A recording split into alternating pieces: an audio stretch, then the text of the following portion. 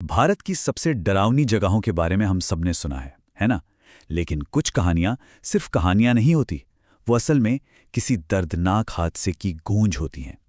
तो आज हम उन जानी पहचानी जगहों से थोड़ा आगे बढ़ेंगे और एक ऐसी जगह की पड़ताल करेंगे जहां का खौफ किसी भी दूसरी जगह से कहीं ज्यादा गहरा और असली है। तो थोड़ी देर के लिए भानगढ़ किला या कुंदन बाग इन सब जगहों को भूल जाइए। सच तो यह है कि कई पैरानॉर्मल जांचकर्ताओं को भी वहां कुछ खास नहीं मिला। असली खतरा वो चेन्नई की F2 बिल्डिंग में है।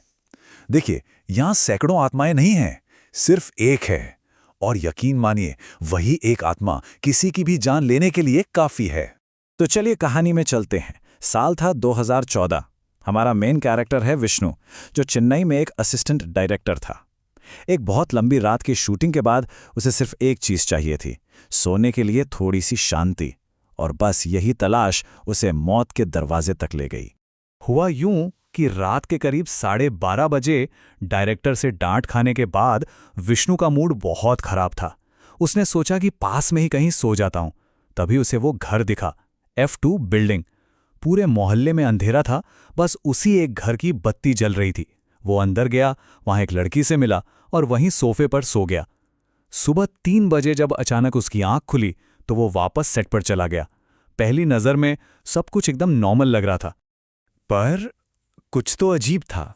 जब विष्णु ने अंदर आने के लिए पूछा तो उस लड़की ने एक बहुत अजीब बात कही।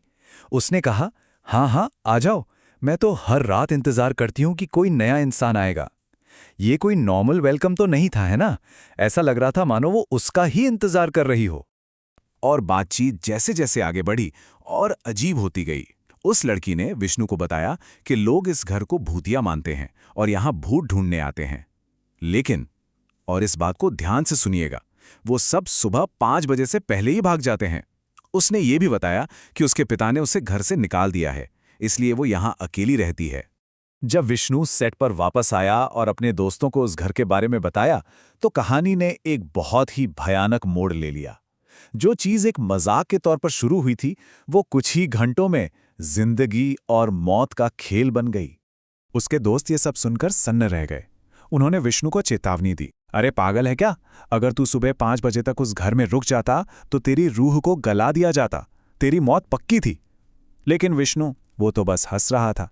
विष्णु ने उनकी बात को मजाक में उड़ा दिया। बोला, अरे कुछ नहीं होता, मैं तो वहां एक लड़की से मिलकर भी आया हूं। बात बढ़ गई और उसने दोस्तों से शर्त लगा ली कि वो वापस उसी घर में जाएगा और सुबह 5 बजे के बाद जिंदा लौट कर दिखाएगा।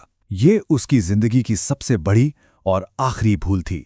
विष्णु शर्त जीतने के लिए घर के अंदर वापस चला गया, पर इस बार वो लड़की वहां नहीं थी। तभी उसे ऊपर से किसी के दम घुटने जैसी आवाज आई।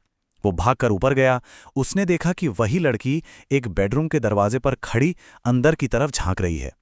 विष्णु ने भी जब अंदर झांका तो उसके पैरों तले जमीन खिसक गई। अंदर पंखे से एक औरत की लाश लटकी हुई थी। और जब विष्णु ने उस लटकी हुई लाश का चेहरा देखा तो वो कोई और नहीं बल्कि दरवाजे पर खड़ी वही लड़की थी।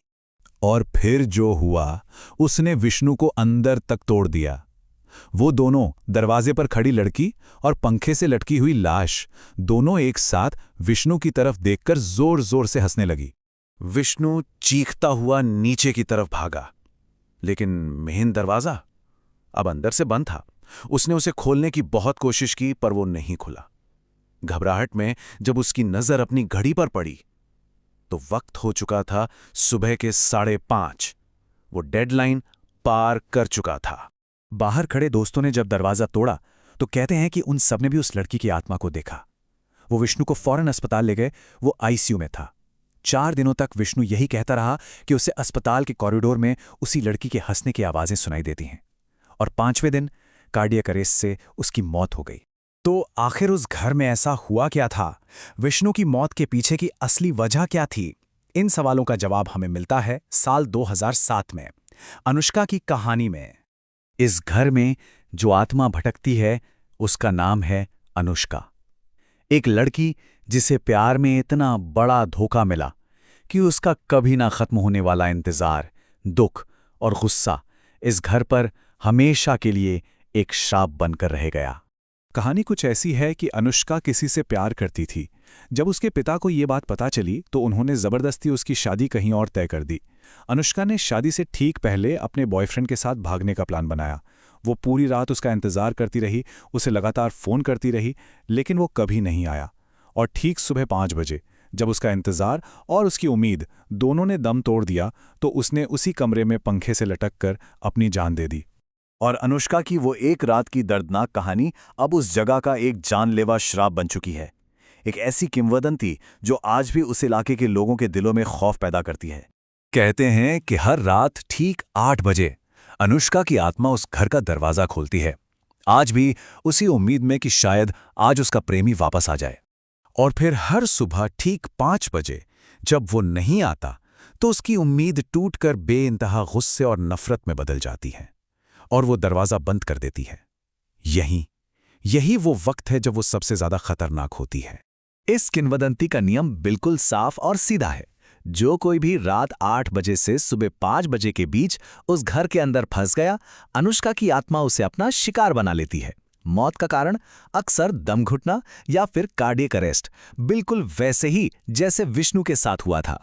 एक बात कही जाती है कि रोशनी में शायद हम अकेले हों, लेकिन रात के अंधेरे में कोई भी कभी अकेला नहीं होता। जरा सोचिए, इस वक्त जब आप ये सुन रहे हैं, क्या आप सच में अकेले हैं?